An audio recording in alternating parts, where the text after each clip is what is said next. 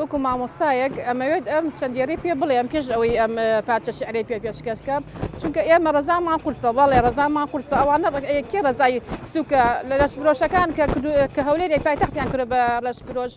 اینجا میتی تورکی کە بە خۆی سەلاتیانەکە لە کوردستانە لە بەشی ئەوانە ئەوان ڕزایان سووکە ئێمە ڕزامان قورسە بەعسیەکان کە لەوێن هەمویان جاشەکان و کۆنە جاشەکان و مستەشارەکان و ئەنفالچیەکان ڕزایان سووکەوانە ئەم پاچە شعرێکی پێشکەشەکەم باجاریکە نەخڵەتێ بەنامە قوڵی ئەوە نەکا بڵێ ڕزایان قورسە مامۆستا و فەرمانبەر ڕزایان قورس نییە خۆیان ڕزایان قورسە ئەم پاچە شعرێکی پێشکەشەکەم ڕزایان قورسە چونکە مۆدیل نین کۆی لەو چاوشۆڕی بە دەرگای خێڵ نین ڕزایان قورسە چون لەش فرۆژ نین بۆ بەرپرسەکان گەرمی سەرکۆژ نین